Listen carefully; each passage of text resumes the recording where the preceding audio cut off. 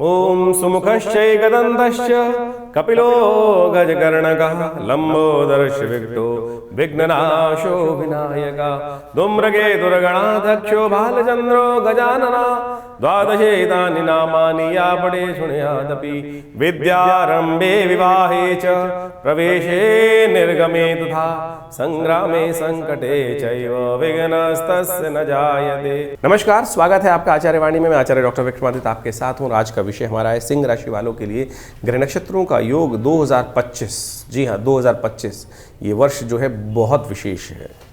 2025 जो है विशेष तौर पर कई प्रकार के परिवर्तन आपकी राशि के दृष्टिकोण से लाने के योग बनाने वाला है। कई महत्वपूर्ण परिवर्तन ज्योतिष के दृष्टिकोण से ग्रहों का प्रभाव आपके हर व्यक्ति के जीवन में पड़ता है और परिवर्तन का योग बनता रहता है। लेकिन 2025 एक ऐसा वर्ष है जिसमें समस्त ग्रह परिवर्तन की तरफ जा रहे हैं। समस्त ग्रह, जी हाँ, 9 के 9 ग्रह परिवर्तन का योग बना रहे हैं। हर ग्रह की अपना एक चक्र है, अपनी एक साइकिल है। वो हर समय हर ग्रह परिवर्तन की तरफ नहीं जाता है। जैसे चंद्रमा जो है वो 2 से 2.5 दिन में परिवर्तन की तरफ चले जाते हैं। सूर्य 1 महीने में एक बार परिवर्तन की तरफ जाते हैं। शनि महाराज 30 वर्ष में एक चक्र पूरा करते हैं, 2.5 साल एक राशि में रुकते हैं। राहु महाराज 1.5 साल एक राशि में रुकते हैं करीब करीब। और उसके बाद यदि मंगल का बात करें तो वो भी परिवर्तन का योग बनाते रहते हैं। बृहस्पति महाराज परिवर्तन का योग बनाते हैं, 1 साल में एक बार 12 वर्ष में पूरा चक्र पूरा करते हैं।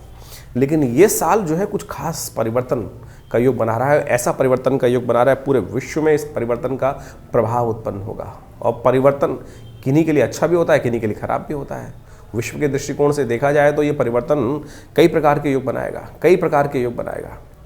यहाँ पर कई स्थिति ऐसी दिखाई देती हैं कि विश्व के अंदर जो ग्रह योग बन रहे हैं वो कई आपस में मतभेदों की स्थिति, लोगों को लगता है कि मतभेद समाप्त हो जाएंगे अमेरिका में जो परिवर्तन का योग बना। लेकिन ग्रहण दृष्टिकोण से ये जो आंतरिक तौर पर उठापटक की स्थिति बहुत विचित्र रहेगी, क्योंकि मंगल महाराज बड़ी विचित्र स्थिति में प्रभाव उत्पन्न कर रहे हैं। षडाष्टक योग, समसप्तक योग कई बार यहाँ बनता दिखाई देगा। शनि और विशेष तौर पर मंगल के आपस के संबंध को देखते हुए इस प्रकार का योग बनेगा और वो सब आपके राशि के अनुसार से ही प्रभाव उत्पन्न करेंगे। सबसे इंपॉर्टेंट बात यदि हम बात करें आपकी राशि के दृष्टिकोण से, जो बुद्धि भाव के स्वामी हैं बृहस्पति महाराज, जो आपकी राशि में बड़ा महत्वपूर्ण स्थान रखते हैं, पद रखते हैं और उनको सही होना बहुत ज़रूरी है। और वो ऐसा प्रभाव उत्पन्न करने वाले हैं इस वर्ष आपकी राशि के दृष्टिकोण से बात करें तो जैसा हमने कहा कि एक वर्ष में एक राशि बदलते हैं, लेकिन इस वर्ष में 2025 में 3 राशियों में परिवर्तन का योग बनाएंगे, यानी 3 राशि परिवर्तन करेंगे वो। यदि ये वर्ष के आरंभ में उनका गति चाल देखने का आप समझेंगे तो क्या स्थिति है वो हम आपको समझाते हैं कि बृहस्पति महाराज जब सबसे पहले जब वर्ष आरंभ हो रहा है तो उस समय में आपकी राशि के दृष्टिकोण से 10वें भाव में चल रहे हैं। परिवर्तन करके 14 मई को वो आपके 11वें भाव में चले जाएंगे, मिथुन राशि में प्रवेश कर जाएंगे। और वहीं 1 साल तक जिनको रुकना है वहाँ पे 5 महीने में ही, यानी मई से लेकर 18 अक्टूबर, मई में आएंगे, 18 अक्टूबर को आगे परिवर्तन करके उच्च के भी हो जाएंगे, यानी कर्क राशि में प्रवेश कर जाएंगे। और उसके बाद वापस वक्री होकर 5 दिसंबर को पुनः आपके लाभ वाले भाव में आ जाएंगे। तो लाभ की परिस्थिति ऐसी रहेगी आपके लिए। तो शनि बृहस्पति महाराज की स्थिति अतिचारी है, बहुत तेज गति से चल रहे हैं। कई वर्षों बाद बृहस्पति का ये ऐसा योग बन रहा है और ऐसे में उच्च के होकर प्रभाव उत्पन्न कर बहुत सुंदर तरीके से कई स्थिति आपके लिए बहुत विशेष बनती दिखाई दे रही हैं। और ऐसे में आपको ध्यान रखना पड़ेगा कि आपके लिए जो विशेष तौर पर शनि भी भारत परिवर्तन, जैसा हमने कहा शनि 29 मार्च को शनि भी परिवर्तन की तरफ जाएंगे। राहु स्वयं जो 1.5 साल में मतलब परिवर्तन करते हैं वो भी 29 मई को परिवर्तन का योग बना रहे हैं। और ये सारे के सारे परिवर्तन जो हैं वो आपके लिए केतु लग्न में आकर बैठ जाएंगे और वो बहुत जल्दी चेंजेस। ऐसे में आपको बहुत सावधानी से कार्य करने की ज़रूरत है। यदि हम लिस्ट ऑफ इवेंट्स की बात करें इस वर्ष में 2025 के अंदर 9 नंबर निकलता है, मंगल का नंबर है। और मंगल जो है वर्ष के आरंभ में ही बड़ी कमज़ोर अवस्था में 12वें भाव में बैठकर आपके थोड़ा कमज़ोर है, लेकिन आपके लिए शुभ योग, राजयोग का निर्माण करने की स्थिति उत्पन्न कर रहे हैं यदि आपने कुछ सावधानी के साथ कुछ बहुत अच्छे से इसको समझकर कार्य करने का प्रयास कर लिया। तो ऐसी स्थिति आपके लिए खास तौर पर जो ग्रह योग दिखाएंगे वो आपको बहुत अच्छे से समझने की ज़रूरत है। कई ग्रह, विशेष तौर पर 1 नहीं 2 नहीं, जो समस्त ग्रह हैं, मंगल का योग देखें किस प्रकार का है कि वर्ष के आरंभ में वो परम कमज़ोर अवस्था में रहेंगे। उसके बाद फिर 21 जून को परिवर्तन करके आपके राशि के दृष्टिकोण से वक्र स्थिति में ही वापस जाएंगे। और जो वक्र स्थिति में वापस जाने का योग बनेगा उसके कारण से उनका जो संबंध बनेगा बाकी ग्रह 11वें भाव में जाएंगे और फिर दोबारा अप्रैल में परिवर्तन कर वो कर्क में आ जाएंगे और फिर सिंह में। इस प्रकार से परिवर्तन का योग बनता रहेगा आपकी राशि में आकर। कहीं ना कहीं नया उत्साह, नया कुछ करने की स्थिति आपके लिए बहुत अच्छे से ये ग्रह बनाते दिखाई दे रहे हैं। इनमें आपको सबसे पहली आवश्यकता आपकी राशि के दृष्टिकोण से ये है, आलस्य नहीं करना है, क्योंकि बृहस्पति अतिचारी हैं और वो आपके सम्मान का, पद का, लाभ की स्थिति में जिस प्रकार से बहुत तेज गति से आगे बढ़ते दिखाई देंगे। तो ऐसे में आपको सबसे पहली सावधानी ये रखनी है कि आलस्य ना करें। सिंह लग्न वालों की सबसे बड़ी एक विचित्र समस्या यह है, कहा जाता है कि शेर जो होता है ना, वो थोड़ा आलसी प्रवृत्ति का माना जाता है।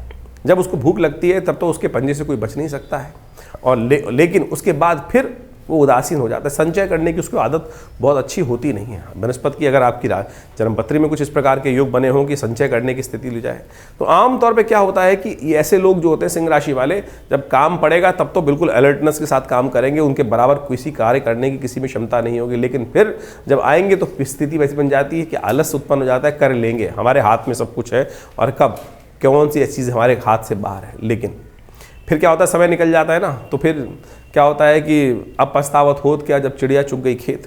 तो आपको इस बात का ध्यान रखना है कि ये वर्ष आलस्य का नहीं है। मंगल पुरुषार्थ के स्वामी है, मंगल इस वर्ष के स्वामी है, और मंगल जो है इस वर्ष आपकी राशि के दृष्टिकोण से यदि हम बात करें तो ऐसी जगह चल रहे हैं जो कई बार उदासीनता उत्पन्न करने के योग बना देंगे। और वर्ष में 2 बार मंगल आपकी जन्मपत्री के अनुसार से हम बात करें तो जो स्थिति में ऐसे जाएंगे कि कमज़ोर, परम शीर्ण में हो जाएंगे। तो ऐसे में कई बार मन लगेगा अरे कुछ नहीं ठीक चला रहे, ग्रह इतने अच्छे परिवर्तन का योग बना रहे, भाग्य से बैठकर आपकी राशि में जो परिवर्तन का योग बन रहा है, भाग्येश आपकी राशि में, तो भाग्य को थोड़ा ध्यान रखते हुए कार्य कर लोगे तो उपाय हम बताएंगे समय समय पर। पूरे वर्ष हम आपके साथ रहेंगे इस अपने चैनल के माध्यम से, और समय समय पर आपको उस सब संबंध में भी, ग्रहों के परिवर्तन के संबंध में भी अवगत कराते रहेंगे। तो जैसा हमने कहा, कई परिवर्तनों का योग बनता दिखाई दे रहा है। तो सबसे पहले शनि महाराज को आपको ध्यान रखना पड़ेगा। शनि महाराज आपके अष्टम भाव में परिवर्तन करके जाएंगे और सफलता के वहाँ पर थोड़ा सा दृष्टिकोण जो है, दृष्टि जो पात हो रही है, वहाँ पर उनके संबंध में एक समस्या उत्पन्न करने के योग बनाएंगे कि सफलता का अनुपात कम कर देंगे, इसलिए मेहनत ज़्यादा करनी पड़ेगी। इस बात का ध्यान रखिएगा। मेहनत और आपकी राशि की प्रवृत्ति को देखते हुए मेहनत की जो समस्या है वहाँ पर कहीं ना कहीं कुताही बरती तो फिर इस वर्ष के लाभ से आप कहीं चूक ना जाएं। बृहस्पति पूरी तरह से तटस्थ होकर आपकी राशि के दृष्टिकोण से बहुत सारे लाभ के योग आपकी राशि में प्रबलता से उत्पन्न करते दिखाई दे रहे हैं, और कई बार विजय के प्राप्ति के योग आपकी राशि में बनते दिखाई देंगे। तो आपको थोड़ा सा इस बात का ध्यान रखना है कि थोड़ा जल्दी कार्य करने का प्रयास करना है, और तुरंत सोचकर। एक पुरानी कहावत है, पुरानी कहानी आती है खरगोश की और कछुए की। सिंह राशि वालों के लिए वो बहुत अच्छी स्थिति है समझने के लिए कि उनकी राशि की स्थिति क्या है। खरगोश के पास उस विजय पथ को प्राप्त करने का, उस विजय के टैग तक पहुंचने के लिए, विजय की रेखा तक पहुंचने के लिए बहुत आसानी से मार्ग था। लेकिन क्या सोचा, अरे हम तो कभी भी जीत जाएंगे, हमारे हाथ में सब कुछ है। लेकिन जब विजय का समय आया, प्राप्त कर्म का समय आया, तो बड़ा थोड़ा विश्राम कर लेते हैं। कछुआ मंथर गति से चलता हुआ भी अपने गंतव्य पे लगातार चलता हुआ इतनी मंथर गति से भी विजय को प्राप्त कर गया। तो खरगोश वाली स्थिति मत करिएगा। ये साथ आपको हम पहले से ही इस बात का सबसे बड़ा उपाय यही है। आमतौर पर लोग उपायों के बीच में फंस जाते हैं, और कोई नग पहना रहा है, कोई कुछ कर रहा है, कोई कुछ कर रहा है। तो उसमें देखिए, काउंसलिंग, ज्योतिष एक काउंसलिंग का विषय है। काउंसलिंग, हम क्लियर वॉइस प्राप्त करने का प्रयास करें, काउंसलिंग से रास्ता सही से समझने का प्रयास करें। यदि हमने वो समझ लिया तो फिर हमारे लिए सब कुछ सुलभ है, सब कुछ लक्ष्य प्राप्ति का योग बना रहा है। जो सिंह राशि वालों, आशा करते हैं कि आप इन सब चीज़ों को समझते हुए आपके ग्रहों का प्रभाव किस प्रकार का है वो समझने का प्रयास करेंगे। विश्व के दृष्टिकोण से ये भूचाल वाला वर्ष है, ये क्लेश वाला वर्ष है। आपस में किस प्रकार की स्थिति उत्पन्न होने की, कई बार बिल्कुल स्थिति मुहासे पर उत्पन्न हो जाएगी, और कैसा दिखाई देगा कि कहीं शांति वांति रहने वाली है नहीं। बहुत तेज गति से आगे कुछ जो उपाहों होने के योग दिखाई देते हैं विश्व के दृष्टिकोण से। तो आपको बहुत सावधानी के साथ हमारे चैनल के साथ जुड़े रहिएगा, और हमारे चैनल के साथ हम आपको समय समय पर आपके इन परिवर्तनों के बारे में अवगत कराते रहेंगे। तो देखिए, 2025 जो है, जिसका नंबर जो है 9 आता है न्यूमरोलॉजी के हिसाब से, बड़ा विचित्र क्रांतिकारी नंबर माना जाता है, और ये परिवर्तनशील है।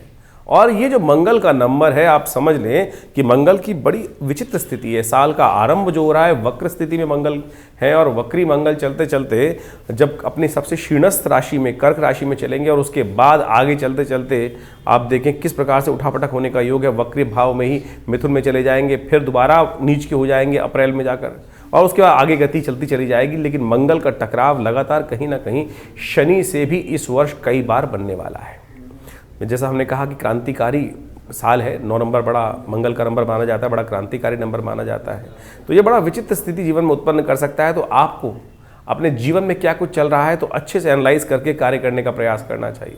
हर चीज़ को फूंक फूंक के कदम रखने की ज़रूरत है। इसलिए सबसे पहले अपने समय को पहचानने का प्रयास करें। देखिए, समय कभी एक सा नहीं रहता, हमेशा परिवर्तनशील रहता है। जिनके भाग्य में लाभ लिखा होता है उनको भाग्य मिल जाता है। लेकिन यदि हमें भाग्य की चाल, ग्रहों की चाल पहले से पता चल जाए तो हम उसके लिए अपने आप को तैयार कर सकते हैं। कोई कष्ट आ रहा हो तो हम पहले से तैयारी कर उस समय को समझ के साथ झेल सकते हैं। जैसे पहले अगर मौसम विभाग बता देता है कि आपको आंधी आने वाला है, तूफान आने वाली है, वर्षा ज़्यादा होने वाली है या गर्मी ज़्यादा पड़ने वाली है, तो व्यक्ति उसके अनुसार से अपने आप को व्यवस्थित करने का प्रयास कर लेता है। तो उसी प्रकार से ज्योतिष की गणनाएं आपके जीवन में आने वाला समय आपके भाग्य में क्या कुछ लेकर आ रहा है, किस प्रकार से ला रहा है, वो बहुत कुछ आपको अवगत करा सकता है, अंदाज़ा लगा सकता है। ज्योतिष इसीलिए पूरे विश्व में अनादिकाल से अपना एक ऐसा स्थान रखती है कि जिसको कोई और विज्ञान ले नहीं सकता है। और ज्योतिष के जो नियम है बिल्कुल सत्य है, कहीं कपोल कल्पित नहीं है। कुछ लोग तथाकथित तौर पर इनको कपोल कल्पित वार्ता उपस्थित कर देते हैं। ऐसे तो जो लोगों को कहने का क्या है, तो लोग तो कुछ भी कहते रहेंगे। आप अपने स्वयं मति से उत्पन्न चीज़ों को देखकर, तर्क के ऊपर स्थित कर चीज़ों को समझने का प्रयास करें और जितने जीवन में जो परिस्थिति है उसका लाभ लेते हुए आगे बढ़ने का प्रयास करेंगे तो बहुत अच्छा रहेगा। 2025 का ये जो साल है ये बहुत विशेष तौर पर जैसे कहा कि बड़ा महत्वपूर्ण परिवर्तन विश्व में लाने के योग बनाएगा। कुछ विषयों में अशांति के योग भी बनते दिखाई देंगे। तो ऐसे में हमें विशेष तौर पर अपने जीवन को सही चलाने के लिए अपने समय को पहचानना चाहिए। तो इसके लिए हम चाहेंगे कि आप अपनी जन्मपत्री को अच्छे से देख लें। ये तो हम राशि के अनुसार से बताते ही हैं, आपकी नाम राशि, आपकी जन्म राशि, आपकी जन्म लग्न जो भी है उसके अनुसार से आप चीज़ों को समझ सकते हैं। लेकिन यदि आपके जीवन में ग्रहों की स्थिति को सही समझना चाहते हैं तो हमारा ये आपके लिए एक सजेशन है कि आप अपनी जन्मपत्री को अच्छे से एनालाइज कराएं और उसके बाद इन चीज़ों को समझते हुए अपने साल को शुभ करने के प्रति, अपने कार्यों को ठीक करने के प्रति कार्य करने का प्रयास करेंगे तो हमें लगता है कि अपने अपने वारे न्यारे आप करने के योग बना सकते हैं। विज्ञान का युग है, कुछ भी ऐसा नहीं है जो वैज्ञानिक हो। इसलिए ज्योतिष भी परम वैज्ञानिक है। ग्रहकाल गणनाएं पूरे विश्व में ऐसी हैं कि जिसको कोई काट नहीं सकता है। नासा की कैलकुलेशंस भी ज्योतिष की कैलकुलेशंस के बिल्कुल बराबर ही आती हैं। उसमें कहीं और सोचिए, जब ज्योतिष विज्ञान का सृजन किया गया अनादिकाल में, ना तो टेलीस्कोप था ना सैटेलाइट्स थी, लेकिन फिर भी जो गणनाएं आज हमारी उपस्थित हुई वो बिल्कुल सटीक बैठती हैं। तो इसलिए कोशिश ये करें अपनी जन्मपत्री पर सही से एनालाइज कराकर चीज़ों को हम इस प्रकार से ना भ्रांति उत्पन्न करें कि आज ज्योतिष में बहुत सारी समस्याएं क्या हो गई है। ज्योतिष केवल नग बेचने का धंधा हो गया है, अनुष्ठान कराने का धंधा हो गया है, यंत्र बेचने का धंधा हो गया है और बहुत सारे टोटकों का विचित्र प्रकार के लोग टोटके उपस्थित कर देते हैं। तो ऐसा नहीं है। ज्योतिष एक बहुत वृहद विज्ञान है, बहुत माइन्यूट सटल विज्ञान है। तो इसको हमको समझने का प्रयास करना चाहिए और हमारा विश्वास है कि जो ज्योतिष को मेरे को करीब आप समझ लें कि मेरा पूरा, यदि परिवार की बात करें तो तीसरी पीढ़ी हम ज्योतिष के दृष्टिकोण से है यहाँ पर। और यहाँ बहुत अच्छे से चीज़ों को एनालाइज करके हमने देखा है। जो लोग हमारे साथ, हमारे आश्रम के साथ, हमारे संस्थान के साथ पिछले अनेक वर्षों से 30 40 वर्षों से जुड़े हुए हैं और उनके ऊपर हमने देखकर अनुभव बिल्कुल प्राप्त किया कि कैसे ज्योतिष की गणनाएं बिल्कुल सटीक बैठती हैं। व्यक्ति शुरू में आरंभ में मानता नहीं है और जब वास्तविक वो घटना घट जाती है तो फिर सत्य सामने आ जाता है। तो इसलिए कोशिश ये करें, हमारे इस चैनल से आप जुड़ सकते हैं। हमारा आश्रम दिल्ली में विवेकानंद योगाश्रम है, वहाँ बहुत सारी भारतीय पराविद्याओं पर शोध लगातार चलता रहता है और नित्य प्रति आश्रम में करीब पिछले 50 सालों से 8 घंटे यज्ञ चलता है। बहुत बड़ा शोध संस्थान है, करीब 50 से ऊपर विभिन्न पुस्तकें आश्रम के द्वारा प्रकाशित की गई हैं। आप हमारे साथ जुड़े, देखिए लाभ प्राप्त होगा आपको।